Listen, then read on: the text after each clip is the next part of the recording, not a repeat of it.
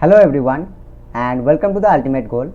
तो आज हम एक मॉक टेस्ट करेंगे जियोग्राफी सब्जेक्ट के ऊपर जो न्यू सिलेबस के अकॉर्डिंग है, और यहाँ पर हम कुछ टिपिकल एमसीक्यूज डिस्कस करेंगे। आप लोग पहले वीडियो को पॉज कीजिएगा, उसके बाद उसका आंसर करने की कोशिश कीजिएगा। उसके बाद हम जब आंसर बताएंगे उसके साथ उसको मैच करके जो भी स्कोर होगा वो कमेंट बॉक्स में ज़रूर बताइएगा। ओके, तो चलिए स्टार्ट करते हैं आज की ये वीडियो।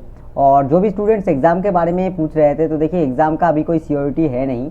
एग्ज़ाम जो है वो अभी कहा जा रहा है कि सितंबर के एंड में शायद हो सकता है, लेकिन सितंबर तक एग्ज़ाम होने के चांसेस बहुत कम है। क्योंकि देखिए अभी जो आज की जो आईएमए का जो स्टेटमेंट आया है कि कम्युनिटी स्प्रेड शुरू हुआ है, तो इसके बाद ये जो कोविड का जो केसेस है वो और भी बढ़ने की संभावना है। तो यहाँ पर सितंबर में एग्ज़ाम अभी लग रहा है कि सितंबर में एग्ज़ाम इम्पॉसिबल है। अगर बहुत जल्दी एग्ज़ाम होता है तो दिसंबर का एक विंडो है कि जो दिसंबर वाला नेट होता है यही नेट दिसंबर तक चला जाएगा, और दिसंबर का जो नेट होगा वो कैंसिल हो जाएगा। तो एक दिसंबर में एक चांसेस है, लेकिन ये भी चांसेस बहुत कम है। अगर सिचुएशंस बहुत अच्छा रहा तभी इस तरीके की जो नेट और जो भी एलिजिबिलिटी टेस्ट वगैरह होता है। देखिए नीट का मामला अलग है, नीट मेडिकल का एंट्रेंस टेस्ट है, उसका मामला अलग है।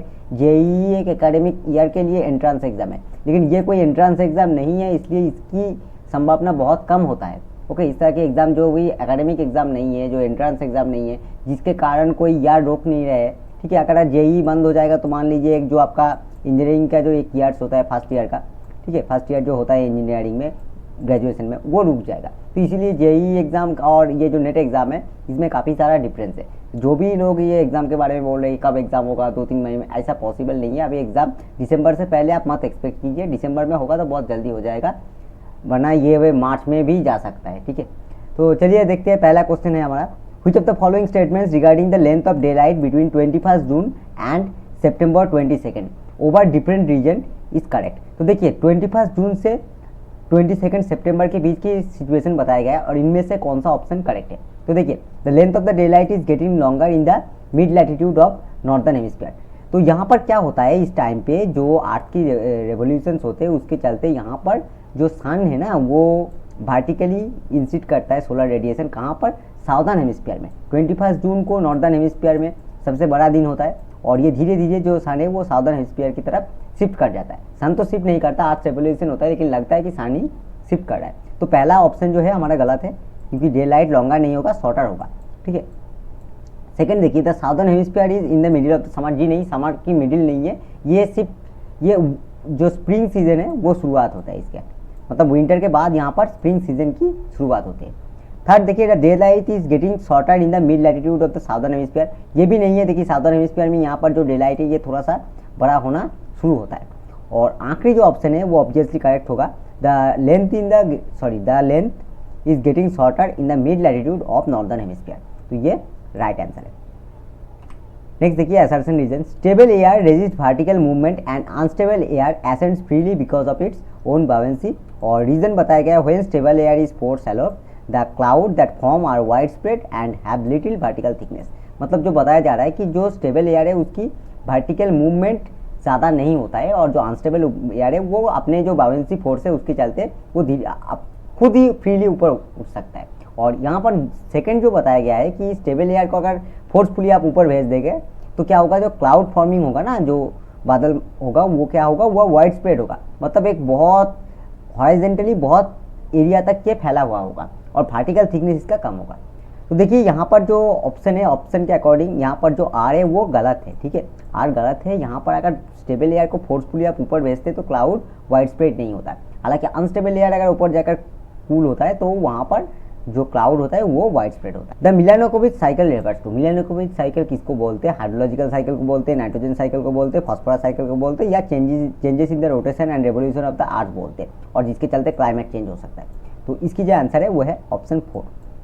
नेक्स्ट देखिए, which one of the following is correct combination of the location of volcanic activity. Volcanic activity में इनमें से कौन सा एकदम परफेक्ट कॉम्बिनेशन है, ठीक है। इनमें से सीप्लोड स्प्रेडिंग एंड हॉटस्पॉट है, सबडक्शन बाउंड्रीज एंड हॉटस्पॉट है, seafloor spreading and subduction boundaries है, या ये सभी जगह पर, यानी seafloor spreading, subduction boundaries and hotspot सभी जगह पर मिलते हैं। तो इसकी right answer obviously option D है। हर जगह पर आपको वॉल्केनिक एक्टिविटी देखने को मिलेगा, कोई भी प्लेट का मूवमेंट होगा या कुछ भी होगा वहाँ पर आपको वॉल्केनिक एक्टिविटी देखने को मिल सकता है। फॉल्टिंग एरियाज में भी आपको वॉल्केनिक एक्टिविटीज देखने मिल सकते हैं।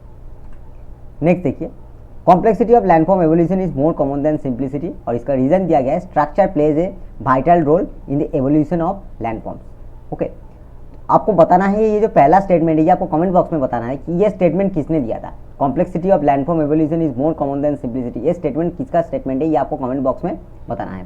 स्कोर के साथ साथ ये भी बताना है, ठीक है। तो देखिए यहाँ पर जो पहला स्टेटमेंट है वो सही है, और दूसरा स्टेटमेंट जो है structure plays a vital role in the evolution of landform, देखिए दोनों ही सही है, लेकिन ये जो बी है ना ये इसको एक्सप्लेन नहीं कर रहा है। और ये किस लिए एक्सप्लेन नहीं कर रहा है, क्योंकि देखिए सिर्फ स्ट्रक्चर वाइटल रोल प्ले करता है ये ठीक है, लेकिन ये जो कॉम्प्लेक्सिटी क्रिएट होता है वो सिर्फ स्ट्रक्चर के लिए क्रिएट नहीं होता है, और भी बहुत सारे पैरामीटर्स है जिसके कारण ये कॉम्प्लेक्सिटी क्रिएट होता है। तो यहाँ पर both A and R true, यहाँ पर ये मिसिंग हो गया, R is not an explanation होगा, ठीक है। यहाँ पर R is not an explanation, लेकिन मैंने ये जानबूझकर ऐसे पिकअप किया है क्योंकि देखिए ये एक ईयर का क्वेश्चन है जहाँ पर सिर्फ ऐसे ही ऑप्शन था और उसका आंसर ए दिया गया था।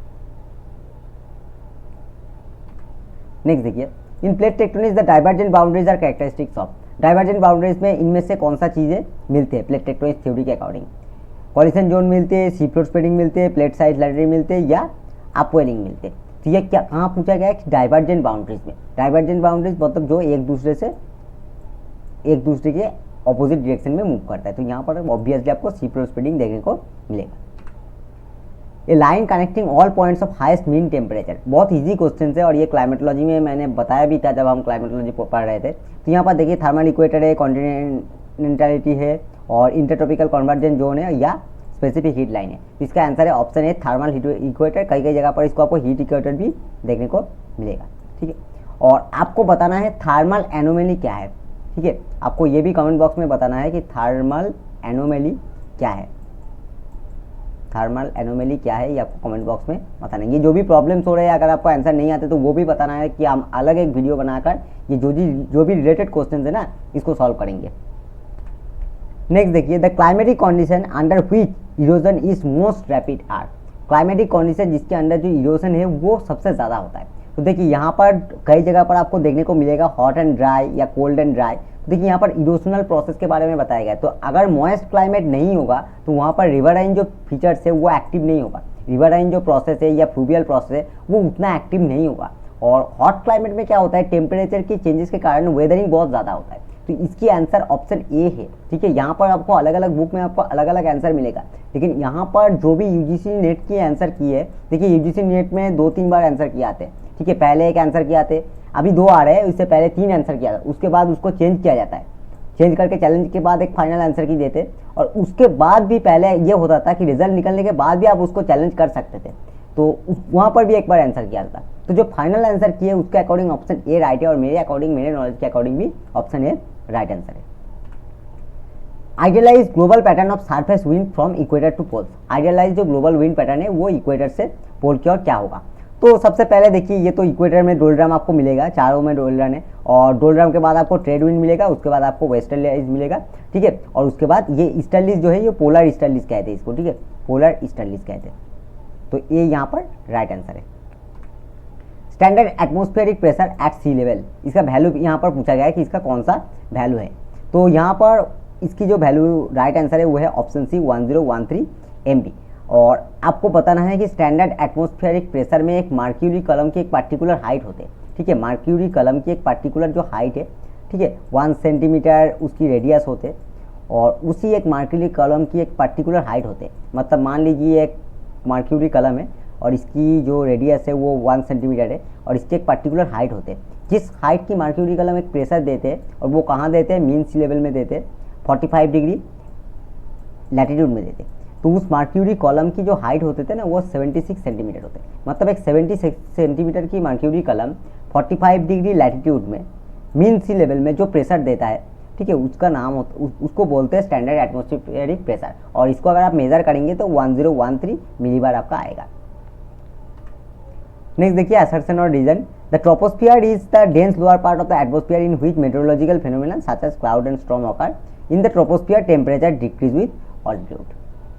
तो देखिए ये दोनों सही आंसर है, लेकिन इसका जो एक्सप्लेनेशन है ना ये दोनों ही सही है, लेकिन ये पॉइंट को ये एक्सप्लेन नहीं करता है। तो यहाँ पर बी हमारा अकॉर्डिंग ये राइट आंसर हो जाएगा, क्योंकि टेम्परेचर की डिक्रीजिंग होने के चलते यहाँ पर क्लाउड फॉर्मिंग और स्टॉर्म अकरेंस की कोई संभावना नहीं है, ठीक है, ऑल्टीट्यूड के साथ साथ। ये देखिए ये जो होता है ये एडियाबेटिक प्रोसेस के कारण जनरली क्लाउड फॉर्मेशन होता है। नॉर्मल लैप्स के कारण, ये जो बोल रहे हैं ना ऑल्टीट्यूड के साथ टेम्परेचर डिक्रीज हो रहा है, ये इसके कारण ये क्लाउड फॉर्मेशन नहीं होता है। तो इसका आंसर ऑप्शन बी है। देखिए आंसर की पर आप 100% रिलायबिलिटी मत लीजिएगा। आंसर की आपको अलग अलग बार अगर एक ही आंसर आप देखेंगे 2 बार 2 अलग अलग की मिलेगा, क्योंकि आंसर की में कई बार ये होता है कि कोई स्टूडेंट चैलेंज नहीं करता उस की को, ठीक है, चैलेंज नहीं करता क्योंकि 1000 रुपीज़ लगते हैं चैलेंज के लिए। और इस तरह की जो क्वेश्चन होते हैं असम्पशन रीजन, इसमें तो आपको चैलेंज की संभावना बहुत कम होता है, क्योंकि इसको आपको सही प्रूव करना बहुत मुश्किल होता है। इसलिए इस तरह के क्वेश्चंस में ज़्यादा चैलेंजेस नहीं होता है, और चैलेंजेस ना होने के चलते यहाँ पर अलग अलग बार आपको अलग अलग आंसर की देखने को मिलेगा। हम ये लॉजिक के साथ एक्सप्लेन कर रहे हैं, और आंसर की में गलत होना भी कोई मुश्किल बात नहीं है। बहुत बार आंसर की गलत आते हैं। जो हमने एग्ज़ाम दिया था 2017 में, 2017 की जो जनवरी वाला एग्ज़ाम था, वहाँ पर 2016 की दिसंबर को 2017 जनवरी में लिया गया था। तो वो एग्ज़ाम में कई स्टूडेंट्स का जो नॉर्मल आंसर की आता था पहले और जो फाइनल आंसर की था, उसमें 4% तक मार्क्स की डिफरेंस हुई थी। तो ये आंसर की में गलत होता है, और इस तरह की क्वेश्चन में कोई चैलेंजेस नहीं करता, इसलिए यहाँ पर आपका आंसर की में टोटली रिलायबल मत हो जाइएगा। इसको लॉजिकली थिंकिंग करेंगे तो आपको यहाँ पर पता चल जाएगा कि टेम्परेचर के साथ साथ आपको क्लाउड फॉर्मेशन और खास करके स्टॉर्म का, इसका कोई संबंध नहीं है। इसका संबंध होता है एयर प्रेशर से, और एयर प्रेशर होता है सरफेस जो टेम्परेचर डिफरेंस होता है उसके चलते, ठीक है, हाइट के चलते नहीं है। नेक्स्ट देखिए, the ultimate source of energy that makes possible the erosion of landscape is sun. Next देखिए, solar energy evaporate surface water, some of which substantially fall as rain, snow and on high ground. तो यहाँ पर देखिए दोनों ही सही है, और इसको ये एक्सप्लेन कर रहा है, क्योंकि देखिए अल्टीमेट सोर्स इसलिए है ना कि ये जो सोलर एनर्जी होता है यही एवापोरेट कर रहा है, यही रेनफॉल दे रहे हैं, यही स्नोफॉल दे रहे हैं, और इसके थ्रू इरोजन हो रहे हैं। तो ये सब कुछ इसकी चलते हो रहा है। तो यहाँ पर बहुत करेक्ट एक्सप्लेनेशन भी है। नेक्स्ट देखिए, surface inversion of temperature is a phenomenon related to. Surface inversion किसको बोलते हैं? Increase in temperature with increase in elevation, decrease in temperature with increasing elevation, decrease in temperature with decreasing elevation, और चौथा increase in temperature with decreasing elevation. तो बहुत easy question है ये, decrease in temperature with increasing elevation. Heat budget किसको बोलते हैं? Solar radiation को बोलते हैं। Balance between incoming and outgoing radiation को बोलते हैं। टेम्परेचर डिस्ट्रीब्यूशन की जो बैलेंस है उनको बोलते हैं, या हीट डिस्ट्रीब्यूशन की बैलेंस लैंड एंड सी के ऊपर बोलते हैं। ये भी बहुत ईजी क्वेश्चन है, और इसका आंसर है ऑप्शन बी। कई बार क्वेश्चन बहुत ईजी होता है। नेक्स्ट देखिए, the water droplets are found to be high in the troposphere. Troposphere में सबसे ज़्यादा वाटर ड्रॉपलेट्स मिलते हैं। The temperature variation in the troposphere is not alarming compare to stratosphere. तो ये बहुत इजी क्वेश्चन है, और यहाँ पर आर जो है वो गलत है। तो यहाँ पर हमारा राइट आंसर हो जाएगा A is true and R is false. क्योंकि देखिए टेम्परेचर वेरिएशन बहुत ज़्यादा होता है ट्रोपोस्फियर में कंपेयर टू स्ट्रेटोस्फियर। स्ट्रेटोस्फियर में लगभग ना के बराबर ये टेम्परेचर वेरिएंस होता है, मतलब 0 के बराबर, ठीक है। The marine influence upon the climate result. Climate के ऊपर जो मेरीन इन्फ्लुएंस होते हैं, मेरीन एनवायरनमेंट का, ठीक है, ओशंस का, सीज का, उसके बारे में पूछ रहे हैं। तो यहाँ पर देखिए क्या होता है, increase in annual temperature range, decrease in annual temperature range, increase in aridity and increase in annual rainfall. तो देखिए अगर कई जगह पर वो ओशन के करीब होगा तो वहाँ पर इंक्रीज इन एनुअल रेनफॉल होगा, ठीक है। टेम्परेचर रेंज में देखिए टेम्परेचर रेंज ज़्यादा नहीं होता है, और यहाँ पर देखिए एनुअल टेम्परेचर रेंज के बारे में बताया गया। यहाँ पर अगर ड्यूरेनल टेम्परेचर रेंज के बारे में बोलते तो यहाँ पर 4 राइट आंसर होते हैं, ठीक है। ये इंक्रीज इन एनुअल रेनफॉल होगा, क्योंकि अगर मेरीन क्लाइमेट ज़्यादा होगा तो वहाँ पर साइक्लोन फॉर्मेशन की संभावना बहुत ज़्यादा होती है। अब यहाँ पर देखिए, which of the following phenomenon is shown in the sketch given below. तो यहाँ पर आप देख सकते हैं कि यहाँ पर जाकर टेम्परेचर डिक्रीज हो रहा था, अब यहाँ पर जाकर टेम्परेचर इंक्रीज हो रहा है, और ये हो रहा है ग्राउंड से ऊपर। तो ये जो है अपर एयर इन्वर्सन, ठीक है, अपर सरफेस इन्वर्सन। नेक्स्ट देखिए, Hawaii island is a region of volcanic activity, convergent plate margin at the sides of volcanic reaction. तो देखिए ये दोनों स्टेटमेंट सही है, लेकिन हवाई में जो वोल्केनिक एक्टिविटी होता है वो होता है हॉटस्पॉट के चलते। तो यहाँ पर ये इसको एक्सप्लेन नहीं कर रहा है, तो A and R both are true but not the correct explanation. So 2 यहाँ पर राइट आंसर है। The island along the mid Atlantic ridge are highly prone to volcanic activity. Mid Atlantic ridge में जो आइलैंड है वहाँ पर volcanic activity बहुत ज़्यादा होता है, तो ये स्टेटमेंट ट्रू है। नेक्स्ट देखिए, the sea floor spreading is the main cause of earthquake in the Atlantic ocean. तो अटलांटिक ओशन में जो अर्थक्वेक होता है उसका मेन कॉज है सी फ्लोर स्प्रेडिंग। ये बहुत सही है, लेकिन यहाँ पर इसको ये एक्सप्लेन कर रहा है, ऐसा नहीं है कि नहीं कर रहा है, इनडायरेक्टली ये एक्सप्लेन कर रहा है, क्योंकि यहाँ पर वोल्केनिक एक्टिविटी बहुत ज़्यादा होता है, और उसके साथ साथ ये देखिए sea floor spreading is the cause of earthquake. Earthquake के चलते ही वहाँ पर वोल्केनिक एक्टिविटीज हो रहा है। तो यहाँ पर both and true and correct explanation. A place located at higher altitude generally experiences. अगर कोई जगह पर हायर ऑल्टीट्यूड में, हाइट में, ठीक है, एक ही लैटिट्यूड में अगर हायर एक प्लेस है और ये वैली में एक लोअर प्लेस है, इन दोनों में क्या डिफरेंस होता है? देखिए जो हायर प्लेस होता है ना, वहाँ पर टेम्परेचर जो दिन के वक्त होता है वो ज़्यादा होता है, बहुत ज़्यादा होता है कम्पेयर टू लोअर, और रात के वक्त भी बहुत कम होता है कम्पेयर टू लोअर एलिवेशन। ठीक है, जो हमने कैटाबेटिक विंड एंड एनाबेटिक विंड पढ़ा था वहाँ पर हमने देखा था।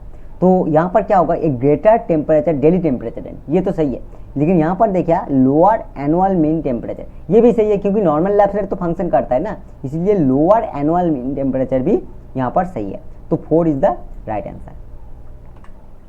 सो थैंक्स फॉर वाचिंग, और मिलते हैं अगले वीडियोस में। और एग्जाम की अभी हाल ही में कोई संभावना नहीं है, इसलिए हमने जो रेगुलर क्लासेस हो रहे थे हमारे वो कुछ दिन के लिए स्टॉप है। उसके बाद जब भी एक सिचुएशन थोड़ा सा नॉर्मल हो जाएगा, हम रेगुलर जो कोर्सेज करवा रहे थे वो कंटिन्यू करेंगे। उसके बीच में अभी हम कुछ मॉक टेस्ट ही करेंगे। ठीक है, कुछ मॉक टेस्ट करेंगे ताकि हमारे प्रिपरेशन का फ्लो बरकरार रहे, क्योंकि अगर अभी एग्ज़ाम कब होगा ये तो सही नहीं है। तो अगर मटेरियल्स का भी शॉर्टेज है, अभी मटेरियल्स नहीं है हमारे पास, लाइब्रेरी भी बंद है, तो इस सिचुएशन में हम कोर्स को कंटिन्यू नहीं कर रहे हैं। कोर्स तभी कंटिन्यू किया जाएगा क्योंकि बहुत सारे मटेरियल्स ऐसा होता है कि वो नहीं मिलते, वहाँ पर लाइब्रेरी में हमें स्टैंडर्ड बुक को फॉलो करना पड़ता है। तो इसीलिए हम जो कोर्स है वो अभी पोस्टपोन किया है, और वो वापस कुछ ही दिनों में अगर सिचुएशन इंप्रूव हुआ तो हम चालू कर देंगे। Okay, so bye bye, thanks for watching, thank you to next video, have a nice.